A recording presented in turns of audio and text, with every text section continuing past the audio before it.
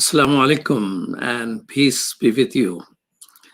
This is Imam Malik Mujahid, and you're watching Muslim Network TV on Galaxy 19 satellite, and perhaps you're on Roku or Amazon Fire TV or YouTube or our own website, muslimnetwork.tv. But each one of you, welcome. And today we'll be talking about something which people don't normally talk about. That's a small place in the world called Gaza. What's happening there? It is an Israeli occupied land, which is ruled by occupied Palestinian. So it is like a prison being run by prisoners themselves. How does it work? What is life like? What people do there? How do they eat? Where do they go for hospital? And why in the world here and there somebody throws something which is called rocket? Wow, how did they develop that extraordinary technology of rockets? Who is providing them that technology? And why they do that? And I hear that when I Google the news, I find people playing music in a park, and some botanist came up with some black tomatoes, and he's growing that, and teenagers are making a art exhibit. So life seems pretty normal, is it? That's what we're going to ask. I have never been there, but two people, one of them himself is a Palestinian, born in Jerusalem and raised here, and another person is a Jewish person. So a Jewish person visiting Gaza, how is it possible? So our first guest, well, we have two guests. Ned Rosch. Ned is raised. Welcome to Muslim Network TV. Ned. Thank you very much. It's a pleasure to be here. Thank you. He was raised as an observant Jewish, in the observant Jewish as well as Zionist family. He is named after a great uncle killed in the Holocaust. He worked on kibbutz and studied at the Hebrew University and has visited Gaza. And our second guest or co-guest is Alex Awad. Welcome, Reverend Alex Awad. I'm happy to be here with you. Thank you. Thank you. He was born and raised in Jerusalem. Reverend Awad was the pastor of an international church in East Jerusalem and taught courses in Bethlehem Bible College. So, Reverend Awad, how is life like in Gaza? I mean, people say it's the largest prison in the world, but prisoners are ruling themselves. Well, I used to travel to Gaza, and I used to teach a course in Gaza. So I would leave Bethlehem, where I used to live in Bethlehem, and drive for about an hour and 15 minutes until I got to the Eretz border crossing. And then I would cross the border. A person from Gaza will come and meet me in his car and take me into the city of Gaza. And so I did that. Every Thursday, I would go to Gaza, and Friday morning, I would come back to Bethlehem because I taught a class Thursday night at the YMCA in Gaza. But this gave me an exposure. This gave me an eyewitness look at the situation in Gaza. And, once you are in Gaza with the people in Gaza, right in the city, you feel okay. But across the border, you feel like you are crossing several prisons, not only one prison, but almost like going from one prison to another prison to another prison until you get to the Gaza Strip. So it is really like an open air prison for about 2 million people. What do you mean prison after prison after prison? I mean, you go in different, describe that for us. Well, first of all, you get to the border, and you meet Israeli soldiers who will take your passport and let you sit down. You are sitting down outside until they call your name back again. Then they call your name, and you'll cross one stage after they give you the visa to come in. Sometimes they refuse the visa, and I have to go back to Bethlehem because for some reason, sometimes they don't tell you why, but sometimes they tell you you cannot go to Gaza today. And I went to Gaza not as a Palestinian, although I'm a Palestinian, but I go there because I'm an American. I have an American passport. If I was a Palestinian, I couldn't have the freedom to go from Bethlehem to Gaza and back.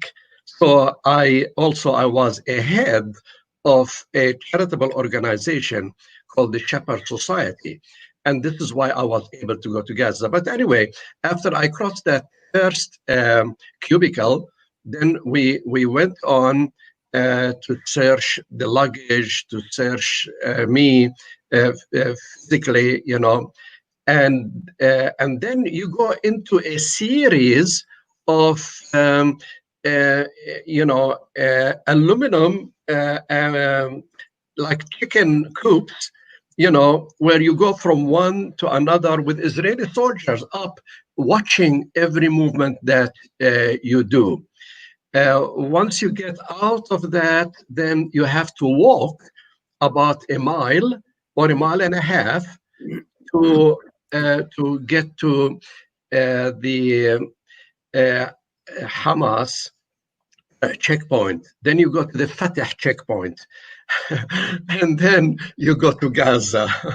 So it's really, I mean, the time at the checkpoint is much longer time than the trip from Bethlehem to Gaza. So what type of questions do they ask you while they are checking you, observing you? Well, the obvious question is, why are you going to Gaza? You know, and of course, I'm a pastor, I'm a minister, I'm a Christian, and I'm the head of a charitable organization. So I tell them I'm going to Gaza to oversee the contributions and the ministry of my people, of the people who are donating, you know, whether it is money or whether it is medicine or whether it is food for the people of Gaza. So I have to explain to them everything I'm doing. They'll ask me if I have weapons on me. And of course, I don't carry weapons. They ask me, do I know anybody in Gaza? I say, of course, I know somebody in Gaza. Otherwise, I wouldn't be going to Gaza. And, you know, so who do you know? And of course, I have to give them names of, you know, Christian friends in Gaza who are members of the committee who do the charitable work in Gaza. So these are the kinds of questions they ask me. So, Ned, tell me, when you were trying to go there, what process did you go through? I mean, you both are American. One is Christian, one is Jew, but you have experience of living and being raised for a few years in Israel also. So what was your experience of getting into Gaza? Well, it's very similar to what Alex just described. You know, we should emphasize that Gaza is a prison. Gaza is sealed off by the Israelis on 3/4 of the Gaza Strip. The other quarter is Egypt, which also seals it in cooperation with the Israelis. And then, of course, there's the Mediterranean Sea, and that is barricaded by the Israeli Navy. So people that live in Gaza, which is one of the most crowded places in the world, 2 million people in an area that is smaller than metropolitan Portland, Oregon, they cannot leave, with very few exceptions. Occasionally, people are let out for medical reasons. Occasionally, business people are let out. Occasionally, a student is let out. But by and large, if you're our age, you might have lived in Gaza your entire life and never left this tiny strip of land. For me to get in was the only reason I got in, actually. I wanted to go for many, many years, but again, people are not allowed in. Israel does not want you to see Gaza. The Gazans would love people to come in, but that's not the situation that Israel would like. So the only way I could get in was I actually, after a career as a lawyer, I became a yoga teacher. And as a yoga teacher, I qualified to be part of a medical delegation that was going in, and I taught stress reduction and relaxation techniques. And that was an amazing opportunity in that I didn't go in as a tourist. I mean, no one really goes as a tourist to Gaza. But I went in as a health practitioner and was able, therefore, to meet real people in situations where, you know, there are very few places in the world more stressful than living in Gaza. Unemployment is well over 50%. For young people, it's much higher than that. People are incredibly poor. 2/3 of the people are refugees from 1948, when Israel was created. The situation is pretty dire, pretty desperate. Israel has, in a sense, put the people in Gaza on a diet. That's using their terminology, Israel's terminology. So the stress level is through the roof. And wait a minute. Israel says that they have put Gazan people on a diet because they are overweight or something? Yeah, it wasn't because they're overweight. It's because one of the Israeli generals was perhaps a little bit more glib and accurate than maybe he should have been from the Israeli point of view, but that's what he said. We put them on a diet. And what that means is that everything going in or out of Gaza is inspected by the Israeli authorities. And they have calculated how many calories are required to keep the population alive, but not thriving. Oh my goodness, so there is a science behind it. It's a very sick science, if you want to call it science, yes. Huh. Well, knowing that your grandfather, your grand uncle was murdered in Holocaust, I mean, in those camps, probably the same sick science was applied, that how much people can eat and how much people cannot eat, I guess. Yeah, I mean, I think that it's, I don't want to get into the, I don't want to compare the Holocaust to what's happening in Gaza, because I'm not sure it's an apt analogy. What's happening in Gaza is stark enough, horrible enough, illegal enough that it speaks and stands on its own. So we don't need to compare it to what the Nazis did. But to get back to what I was about to share with you, and that is when I put people into relaxed state, the emotions that came up were really emotions I'll remember and the stories I'll remember forever. One man told me after a deep relaxation experience that I put people through that he wanted me to have a book. And I said, "What is the book?" And he said, "Well, my home," he lived in Shujaiya, which is an area of Gaza that was heavily bombed by the Israelis in 2014. And he went back to his home and it had been totally demolished. And he climbed up to the top of the home with me following him the next day. And he presented me with this book and he said, "I want you to have it." And I said, "What is it?" And he said, "It's a book of comparative literature between two famous English writers." And I think what he was saying to me is that they can destroy our homes, they can destroy everything at will, because they are incredibly powerful. And we don't even have an army as people in Gaza. We have no way to defend ourselves, but what they can't destroy are ideas. And not just of English writers, but of freedom. And ideas that Palestinians deserve, like every other people on the planet, to live with dignity, with justice, and in freedom. So you were describing that there are different neighborhoods there, and Reverend Awad, you were saying that there are refugees within that so-called open-air prison, population. So how this neighborhood and refugees interact? I mean, I mean, they're probably all of them are refugees in one way or the other, but how they are differentiated, how they are treated, is there a different neighborhoods? I mean, are there, so tell us a little more about how the neighborhoods are defined. Yeah, amazingly, like any other big city or big enclave like the Gaza Strip or any other place in the world, there are different communities in the Gaza Strip. I mean, there is the Jabalia refugee camp where you have about 70,000 people living there, and they are all refugees. Their homes have been at one time in what we call today Israel. And in 1948, they were pushed or really ethnically cleansed from their homes in Israel, and now they live in Gaza. So there are several refugee camps. About 75% of the population of Gaza are people who are refugees, who at one time lived in what we call today the state of Israel.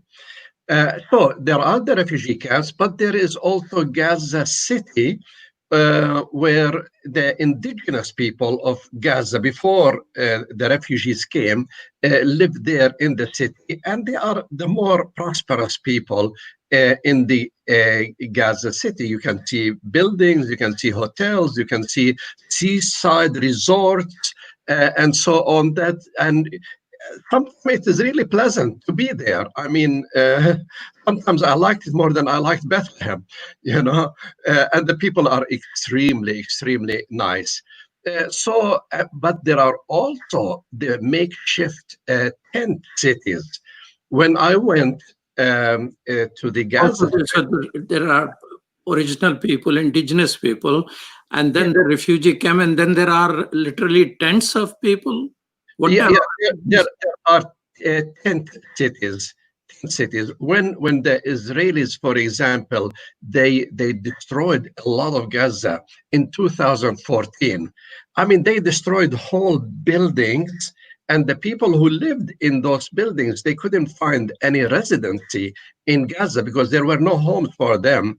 So international humanitarian organizations, they got them tents. So they were tent cities. And I would go to minister to the people in the tent cities.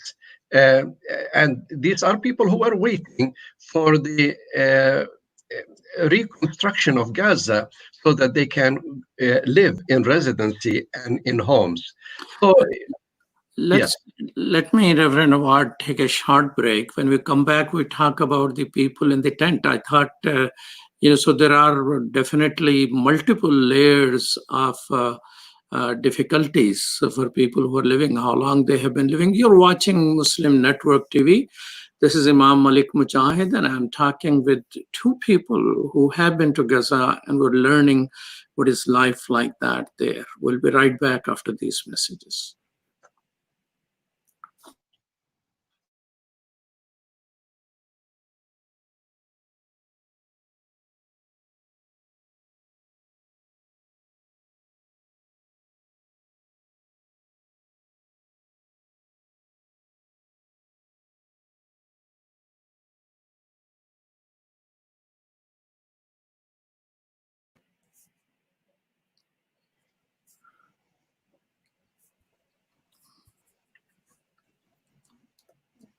Welcome back to Muslim Network TV. This is Malik Mujahid, and with me is Ned Rosch and Reverend Awad, and we're talking about people in Gaza. So you mentioned, I mean, when I was checking news this morning, what is the news from Gaza? One of the things came out that a child patient died in Gaza because his family was unable to secure an exit permit. So the people which you're mentioning live in camp, or they live in the refugee camp in tents or refugee camps, or in the Gaza city, which is the people who have been living there before the Israeli occupation.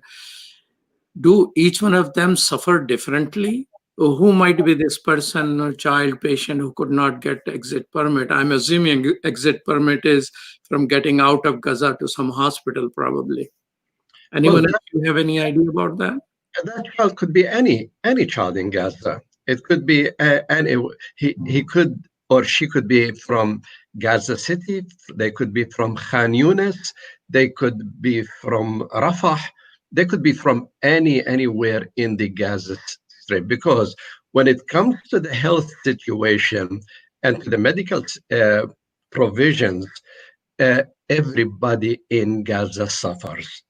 Everybody, whether they live in a refugee camp or in a tent city or in high-rise apartments or by the seashore, everybody suffers from the health situation because, according to the United Nations reports, Gaza lacks, the Gaza hospitals and the medical providers, they lack the medicines, they lack the hospital beds, they lack the equipment.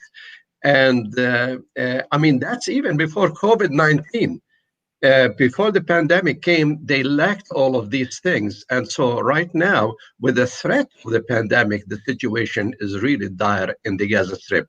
But that belongs, I mean, that threat to everyone in Gaza, because it's very hard for them to cross the Eretz border and get to Jerusalem or to Bethlehem, where they can get medication, or to cross Rafah and get to Egypt. And sometimes the children and pregnant women, they die on the border, trying to cross the border, and they lose their life because of all the security measures that they have to go through before they can cross the border. So was that the reason you were part of this medical group which went there? Yeah, absolutely. You know, what the people of Gaza want more than anything is to do what we're doing right now, which is to talk and tell the world about the situation in Gaza, because it is desperate and it is really illegal and immoral what the Israelis are doing, sealing in a group of people. And as Alex said all the time, people that are sick and need to get out to a hospital in Jerusalem or in Europe or the United States are denied permission to do so by the Israeli authorities. And again, as I was saying, there's limited food, there's limited jobs, there's limited opportunity for children, for youth. It's a place that has been sealed off from the world. And that's what's immoral about this situation. And that's why it's very important that we tell the story of Gaza. Let me just share with you, for example, as I'm talking right now, what's playing through my head is after one of the relaxation classes I taught, a man said to me, you know, sometimes I say to my wife, we have 3 children. Sometimes I say to my wife, I wish we hadn't had those children. Oh. Not because we don't love them, but because we love them so much. And we're afraid of what they're going to experience as they grow up in Gaza.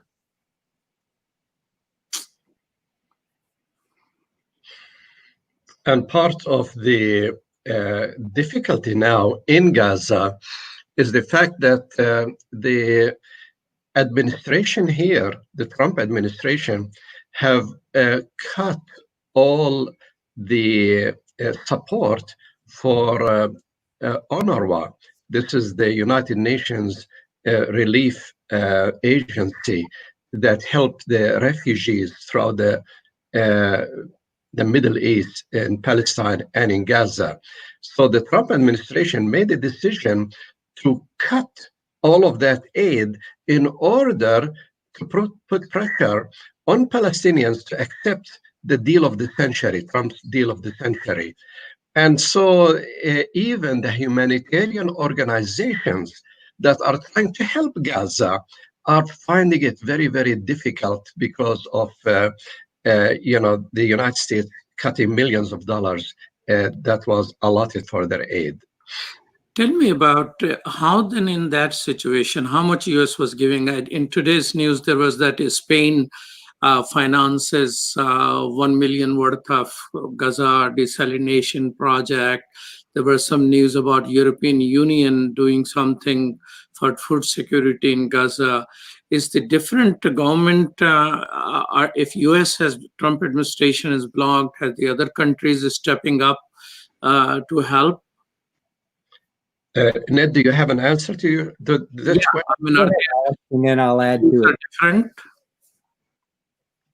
Yeah, other countries are stepping up, and not only European countries, but also Gulf states like Qatar, Bahrain, the Emirate countries. So Arab Muslim countries and European countries are trying to cover up what the United States have failed to do.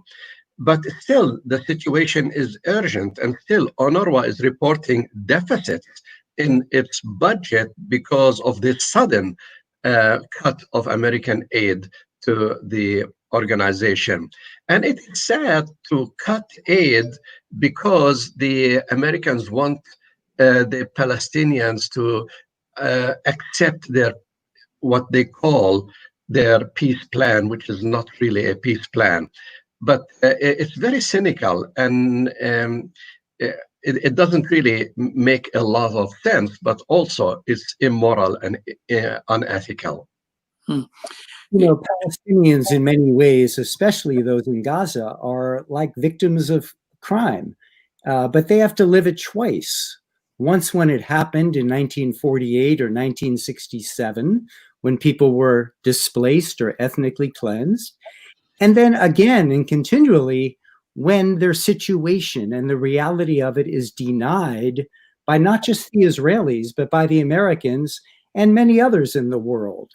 And this victimization that is always with the Palestinian people is very difficult to live with. In spite of that, you know, I mean, Alex certainly knows this, and many of your listeners do as well. There is a joy, there is a sense of life that happens. I can tell you that one woman that I taught in Gaza City said to me, because I was explaining to the people about how we just take one breath at a time. We breathe in, we breathe out. The last breath is gone. The future breath hasn't come yet. We can only focus on the current breath. And she said, that's what I have finally realized is all I can do in my life. Past, the history is gone. You know, we were decimated by the Israelis. It's gone. The future, who knows what it brings? But we have today. And today I will try to bring joy to somebody. I'll try to raise my children well. I'll try to feed the hungry. I'll do what I can do. What are their hopes about freedom? I mean, they have been in this situation which perpetuates itself, and peace plan comes, which looks like a joke. So how these people in Gaza keep up the hope? Tell me, Awad, if you know somebody in the tents. I mean, how long have they been in those tents, which are not proper refugee camp even? I've been out of that ministry in Gaza since I retired and came to live in the United States. So I'm not really there to know the situation with these tents today. But I would say about the people, whether they are in the tents, in the refugee camps, or in the high-rise apartments in Gaza, the Palestinian people are very resilient, both in Gaza and in the West Bank. They just refuse to die. They also refuse to give up on their hopes. You know, you come to a Palestinian child in a refugee camp, whether it is in Gaza or the Dehisha refugee camp in Bethlehem, or the Gaza refugee camp also in Bethlehem, and you ask the refugee boy or girl, where are you from? And you would be surprised, even though they are born in Bethlehem or in Gaza, they'll tell you the name of the town in Israel today where it used to be their town before their grandparents became refugees. And the reason for that is that aspiration, that hope in their hearts that one day they are going to go back home, that one day they are going to have freedom, one day they are going to live at peace. So it's, I mean, I am, even as a Palestinian, I am really amazed at the resiliency and the strong willpower of the Gaza people to live and continue to survive in spite all of the odds. And I think that Matt, share with me, were there any people who use poetry or something, artistic expression for their longing for freedom? The question is for you, Ned. Oh, You for are me? the artist. I think that, like Alex was saying, the people of Gaza and the people of Palestine have refused to go away and have refused to play this game of being a people that have been destroyed. In many ways, I think that, the situation in Gaza and in Palestine is somewhat like the situation in this country. In this country, it's a settler colonial country where the indigenous people were ethnically cleansed. In Palestine, the unique difference is that now, if you look at historic Palestine, 50% or 51% of the people are Palestinian and 49 to 50% are Jewish. Now, what that means is that Israel has become an apartheid country where you have a minority ruling over a majority. And there really are about 5 million Palestinians that were exiled from Palestine who are living as refugees, who are living in this country, living in Syria, living in Lebanon, Jordan, and some of them would return. So in fact, there is a strong majority of Palestinian people who deserve to be in Palestine. So I think a lot of people, are saying that the triumph will ultimately happen. It's inevitable. Apartheid cannot last forever. It didn't last forever in South Africa. It won't last forever in Israel. And Israel has sold a bill of goods to people saying we are a Jewish democratic country. Well, you can't be both. Either you're Jewish or you're democratic. It'd be like saying this is a white Christian democratic country. Either you're white and Christian or you're a democratic country. You can't be both. Yeah. And so in Israel, the Israeli Jews, by and large, have chosen to be a Jewish country. They've made their choice. But that is not one that is sustainable over the long haul. I agree very much with what Ned have said. Yesterday, I have a webinar dialogue with a Jewish rabbi from New Mexico. And he's a Reformed Jewish rabbi. And we had a very, very friendly and constructive dialogue. But he kept, denouncing the idea of the one-state solution. And he is very, very much strong on a two-state solution from the Mediterranean Sea to the River Jordan. And, I told the rabbi that Netanyahu said, as long as I live, there will never be a Palestinian state between the Jordan River and the Mediterranean Sea. Well, Mr. Netanyahu, and I would say to the Israeli government and all Israelis, and even to this rabbi, how can you not allow for a Palestinian state and at the same time, you are so much against a one-state solution? When, like Ned said, now almost a little bit over half of the people from the Mediterranean Sea to the River Jordan are Palestinians, and about the other half are Jewish. So is Israel going to continue to dominate the Palestinian people forever and ever? And is Israel able to do that without being an apartheid state? It's impossible.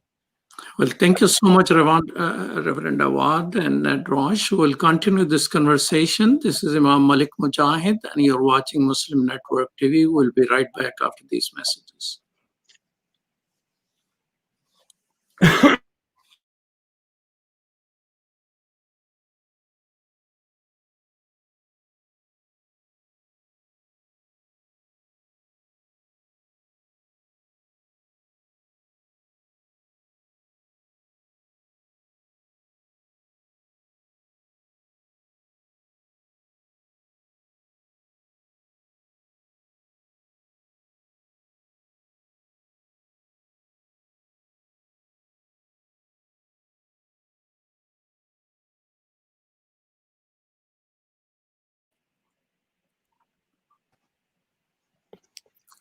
Welcome back to Muslim Network TV. This is Imam Malik Mujahid, and I'm talking with the Reverend Awad and Ned Rosch.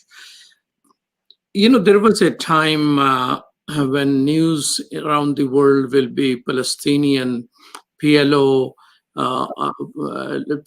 Palestinian Liberation Army, I guess, at one time will occupy places and Jewish places, hijack planes, and they were an armed struggle.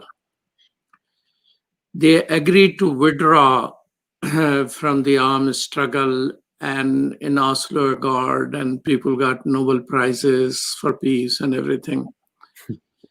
And since then, I guess the struggle is mostly peaceful. Do you find Palestinian regret giving up armed struggle for freedom? Okay, as a Palestinian who is committed to nonviolence, I'll try to answer this, but I don't know whether my perspective represents all Palestinian people. But definitely, Palestinians have at the Oslo Agreement in 1993, the Palestinians accepted Israel's statehood on over 80% of historic Palestine, in return of what they thought that the Israelis will give them much of the West Bank and the Gaza Strip to create a Palestinian state. Regrettably, that Rabin, who signed the Oslo Agreement, was assassinated by a radical Israeli. And the leaders, the Israeli leaders after Rabin, would not live up to the stipulations in the 1993 Oslo Agreement. And so the Palestinians today, we look back at the Oslo Agreement and we feel like we were cheated. Maybe we were deceived, and perhaps we were gullible. When we signed the Oslo Agreement, we put too much trust in the Israeli government and in what Rabin had said, because he said, read my lips, no more Jewish settlements in the West Bank. And we trusted in that, and we trusted within 5 years, we will see the birth of a Palestinian state. As a matter of fact, this did not happen. And because this did not happen, it created such anger within the Palestinian community that it moved some Palestinians into radicalism. And also it beefed the strength of the Hamas movement, because Hamas movement said, anyway, you cannot trust the Israelis. They will not give you what they have promised you. And therefore, the Israelis will only know the language of power, the language of strength, and the language of the gun. And so that's why the group in Ramallah who signed this Oslo Agreement, they were going along with the Israelis and with the Americans in order to survive. While the group in Gaza, I think they recognized the trick and they wouldn't fall into the trick. But of course, the Western world, especially the Americans and the Israelis, they start demonizing Hamas.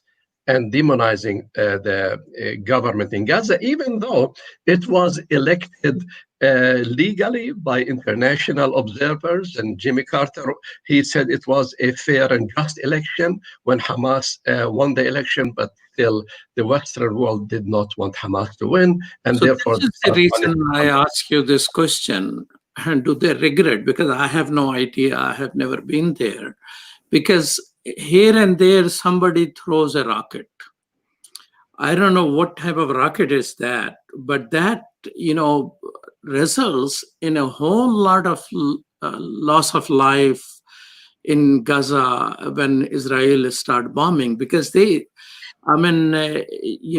so why and who continues to develop and throw these rockets, which causes further suffering of the Gazan people? I want to understand that, but the question is to understand, is it coming from the regret that they went for peace and were deceived? Or this is one way to keep the Palestine issue in the news? Or there are some elements who, in all societies, there are people who want to do whatever they want to do. They don't want to abide by anything. So do anyone of you have any idea why these rockets, I don't know what those rockets actually do, but it just creates a huge news in America, and then suddenly comes Israel bombing them with all sort of things. Well, let me jump in here, if I may, just real quickly. I think it's really important to set this in context. Way too often, and actually implicit to some degree in your question, is this sense that it's the Palestinians who are bringing violence to the table. That's what the media is news headlines lead you to. How the media portrays this, they call it a conflict. Let's set this whole thing in context. In 1948, Jewish militias that ultimately became the Israeli army ethnically cleansed the majority of Palestinians from historic Palestine to create the state of Israel. That was extreme violence. More than 750,000 Palestinians were driven from their homes at gunpoint, and this was the creation of the state of Israel. In 1967, a similar process happened. We can't understand 67 without understanding 48. Mm-hmm. The intention of the Israeli Zionist movement has always been to create a Jewish state in historic Palestine, which 100 years ago was more than 90% Palestinian. Now, to blame the violence here on Palestinians is really to miss the point. When you have been trampled upon, when you have someone with their boot to your neck or their knee to your neck, you do have a right under international law to fight back. The Palestinians have fought back sometimes, but by and large, if you look at the history, it's been a nonviolent struggle. The intifadas, to a large extent, were nonviolent. Mm-hmm. So we have to look at who really is the violent side here. And the reality is it's the Israelis, although the media, as you're saying, Imam, would have you believe just the opposite. Yeah, thank you, Ned. And I would like to add, I mean, the history is important. What happened in 1948, what happened in 1967, the fact that Gaza is mainly made up of Palestinian refugees who lost their homes and possessions in what we call today Israel today. This is so true.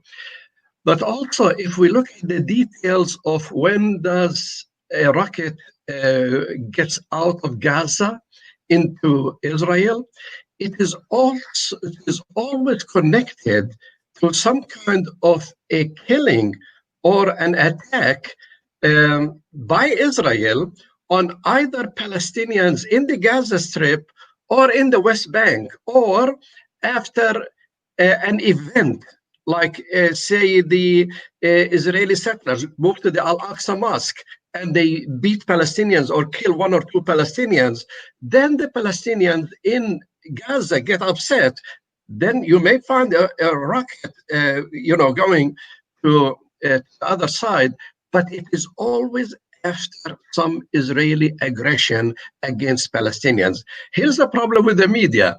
They will quickly tell you about what the Gazans have done, the rocket that went from Gaza to Israel, but they don't tell you the whole story about what instigated that, what created the anger with Hamas or with the Palestinians, maybe killing a Hamas leader in Gaza that prompted the Gazans to do that. But our media here in the United States, most major media will not tell you the full story. And that's why people think there are only one people who are violent, the Palestinians, and the other people are the poor people who are defending themselves, the Israelis. Well, this is the media story. The major newspaper, even New York Times and Washington Post included. There was a university who did a research of about 38 stories and headlines, and they found 90% of the time Muslims are covered in a negative sense by the same media. Yeah. So that's the reason we started Muslim Network Television, to have a voice and connect and listen. And I'm very thankful for both of you enlightening me personally. I'm a supporter of Palestinians, and I'm a strong believer in peace and justice movement. And it has bothered me substantially that each news of rocket actually ends up in huge amount of misery for people. And of course, the media has its role, which covers it before the rocket real bombing begins. But one of the things, Ned, which I still don't fully understand, is why Israelis army goes after children. Why children are arrested? What is the? Are they trying to give a message to parents to watch out for their children? What is this? Why children? And there are so many videos and things like that. I hope they're all true. I have no way of authenticating, but it seems there is a focus on arresting children and snatching them away. Well, that's a really important question. I think we have to understand that the Israeli society is to a large extent indoctrinated. What's fascinating about the Israeli Jewish society is it may be the only country in the world where the younger generation is actually more conservative politically than their parents. You don't find that in most countries. Well, that will be very different than, say, young Jewish people in America. That's fascinating in that young Jewish people in this country are increasingly moving to support the Palestinian struggle for liberation. Because young Jews, and our son is certainly one of them, believe that Zionism has really been a historic error, that it has done almost irreparable damage to Judaism. Because when the Zionists linked their political struggle to a religion, and the religion, by and large, or religious leaders, by and large, embraced it, so many rabbis embraced Zionism in a belief, and perhaps for some of the original thinkers, it was a legitimate belief. It was a well-founded, perhaps well-intentioned belief, nonetheless historically wrong, but a belief that after 2,000 years of suffering, after 1,000 years in Europe of suffering under anti-Semitism, after the Holocaust, that maybe Jews needed a sanctuary, a home. The problem, of course, is that this came at the expense of another people that already was living there, the Palestinians. And so you now have young Jewish people coming to terms with this and reconciling this in very profound ways that, in essence, are the beginnings and glimmers of hope for reclaiming Judaism from Zionism. So now we have a fascinating thing happening within the Jewish world, where by and large, the older generation of Jews want so much to support Israel and cling on desperately to some kind of two-state solution idea, which will never happen, but they cling on to it because that way they can preserve their notion of Israel. Ned, since time is short, if you don't mind, it's a fascinating comparison, but I think I sort of, moved you away from my own question. Why go after Palestinian children in such a big way? I think that there is a deeply held belief by many Jewish Israelis, and certainly by many in the army, that Palestinian life is not as valuable, as worthy, as sacred as Jewish life. And if you kill a Palestinian, well, maybe that Palestinian was going to someday be a terrorist and kill Jews. And maybe what you're doing is justified. Yeah, I fully agree with Ned. And also, I would say the Jewish rabbis in Israel, the chief Jewish rabbis, they played a very, very dangerous role because they kept indoctrinated the young Israeli soldiers that it is okay to kill Palestinian children. It's even okay, some of the Israeli leaders said it's okay to kill Palestinian women because these Palestinian women will breed snakes, and those snakes will come and bite us later on. So it's okay to kill the children. It's okay, and this is chief rabbis in Israel telling their soldiers, telling their young men that it's okay to kill Palestinians. And dehumanization is desensitizing soldiers, and you're saying the younger you are, the higher chances you're conservative, maybe in the sense of being a staunch Zionist and thinking Palestinian life not indispensable. Well, thank you so much for enlightening our audience. And, both of you are busy people doing a noble cause. Thank you so much, Ned Rosch. I wish I can talk to you more. I wish my children can talk to your children. And I hope you both stay a little bit after this. I like to hear a little more and seek your guidance. And thank you, Reverend Alex Awad, for your services and going through prison after prison after prison to teach Christian Palestinian what their faith needed. So thank you so much, all of you, for watching. This is Muslim Network TV. You're watching Galaxy 19 satellite, Roku, Amazon Fire TV, YouTube, Facebook.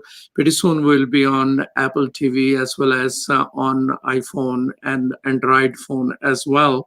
And thank you so much, Sumaya Haider and Zahra Nadeem, for producing today's show. This is Imam Malik Mujahid. Stay tuned. There are going to be more programs. We are 24/7 on this particular TV.